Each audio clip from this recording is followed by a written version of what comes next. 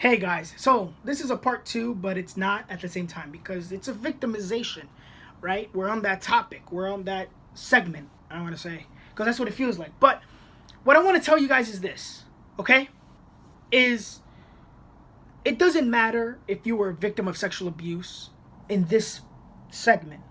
It doesn't matter if you were or were not, because you could be a victim of a verbal abuse and you still might have that victim mentality. I know, I was one of them. But I don't call it verbal abuse. I just call it what is it that my father would say? Tough love, right? Yeah, let's call it that. So, just to give you a scenario, right? Not sexual, just talking. I was around, I want to say less than 10, more than 5. So I was in that range between 5 and 10. No, 6 and 10. I was in that range, 6 and 9. So, in that range, my father was like a god. Because not once have I heard him say, I'm proud of you, I love you. Like, things that, what is it? Millennials are eager to hear. Which is why I tell my son every minute that I can, that I see him, that when his mom lets me see him, I tell him I love him, I tell him I love him, and I tell him I love him. I never let him under. Never has there been a minute that I haven't said I loved him, just for in case he might forget and be like, but dad, you remember 6:39, 52 seconds you didn't tell me that you loved me. So you didn't do it every minute. See? Because if he is like me, he'll just hold me accountable to everything. So that is my thing. So my father said to me, anyways, that, oh, I was like, between the age of 6, like I said, 9. And I said, I was there. I was a bad student.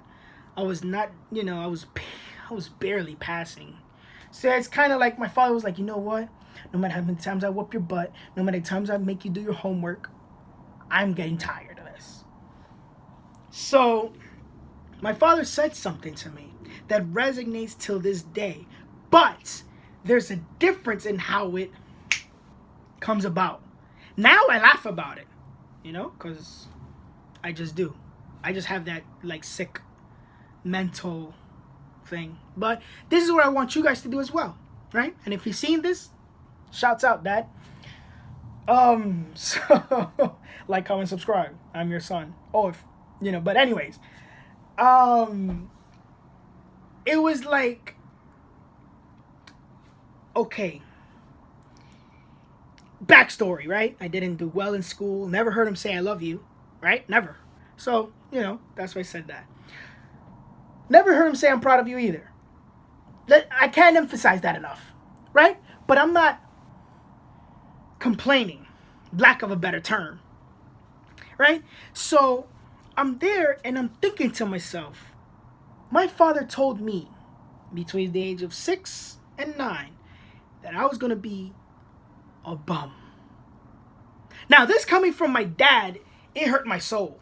It hurts every piece of my body. Like, I would rather him, like, whoop my butt 30 times over than him saying that. So I said, okay. At 6th grade, he stopped going to parent-teacher conference.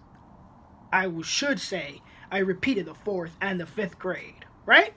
So everybody's like, wait, where's your dad? Where's this awesome guy that's, was in the army and stuff? And, where is he? Because I used to brag about that guy a lot, about my father. So, and it was like, but at the same token, I saw this. I was like, wow, my father didn't come to parent-teacher conference. Okay. And you think, you think of the past. You're gonna be a bum. You're gonna be nobody. I have to do what he doesn't think I'm going to do, right? So I said to myself, okay, how can I get out of that victim stage? Because there was days, like, when I was a kid, he would be in the next room, but I would like cry myself to sleep just because of that. of what he said maybe 10 years ago. I was 16, just crying my eyes out like, damn, my father thinks I'm a bum. You know? High school came, I was in the Explorers, skyrocketed, became lieutenant, went into the Marine Cadets, and it was like everything I have put myself into by force because my mom was like, no, you don't need it. You have your dad. But it's kind of like, no, I wanted to structure myself because my dad, I feel like he threw the towel. So I'm like, okay, everything I put myself into, I flourished. I succeeded. I surpassed people that were there for years, first than me. And I'm like, how is this possible? You trained me. How am I higher ranking than you? But that's neither here nor there. So, what my whole purpose of this conversation with you guys is, listen, life ain't perfect. We say things sometimes we don't mean, you know? And now we have conversations like, hey, Dad, how's everything? Hey, good. How are you? Good, great, awesome. How's my grandson? That's the first thing. Actually, he asks me every time I call him now, it's like, how's my grandson? And I'm like, and me what? Hello, I am your son. I have Junior in my name. But it's like, skip you, let's go to him. He's cuter than you. Because I'm spitting image of my father. You see me, you see my father. But that's my thing, okay? I want you guys to laugh about that. Eventually, hopefully. Whatever victimization mentality you had in the past. Whether it be your stepdad or your stepmom saying, oh, you suck at playing piano, but yet again, you can do this. With no piano sheet or no music sheet. That's fine. That's great. That's how you prove to them, listen, I'm not worthless. I'm not that. I'm better than what you're saying. And that's where we all get into the mix-up of this millennial stage of words meaning too much. Okay? When a person, like my father told me that I was going to be a bum, it was like, no, I'm not. I'm going to prove to you that I'm not. And it's hard because not everybody can do that. You know what I'm saying? Like I told other people, listen, if a person calls you worthless, if a person calls you that, okay, they might like you, they might love you because my father called me a bum, and Jesus Christ, I know how to play Fur Elise with my eyes closed. So what bum knows how to play Fur Elise with his eyes closed? Not that I know of. See? So that's my whole process in thinking. You have to, when a person tries to bring you down, don't let them. That's first off, don't let them. Two, understand where they're coming from. If they're saying, listen, you're crap. You don't play well. Okay, practice. Practice and you become better, right? But if you do nothing, guess what happens? Exactly that, nothing. So that, in essence, right? Because I'm speaking too much and I'm not saying anything I feel like. I want you guys to say this. If Umberto can do it, I can do it, right? And I've heard this so many times before. If you can do it, I can do it. If I can do it, you can do it. And I'm like, it's easier said than done. At that moment, it felt like my world was over when my father said that. But I'm still here. Why? Because it's not in my prefrontal cortex anymore. I have so much more important things to worry about, such as my son, than to worry about what that man said. My old man, my grandpa. Well, my son's grandpa, mi viejo, right?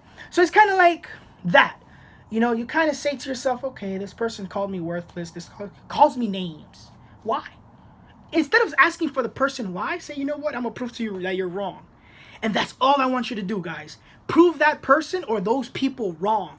If they tell you, no, you cannot do that. Okay, if it's against the law, hey, don't do it. See? But if they say you can't do it because you're not worth it or because you're not in this society or this, prove to them like you're going to be better and you don't want that. No, I don't want, no. Like if you become, like, right, you're middle class and then you get you want caviar, but sorry, we don't accept those cash, right? We accept only debit credit.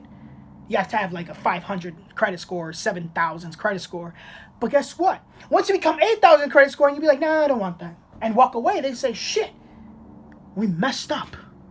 But that's all I want you guys to know is that the victim mentality does not take you anywhere. I want you guys to understand that. I want you guys to surpass that. I want you guys to overcome that and say, you know what? I'm not a victim. I'm a survivor, and I'm going to let everybody know. How? By being better. Have a good one, guys. Like, comment, subscribe. Hit that bell button to be notified when I post another video. And I'll see you next time.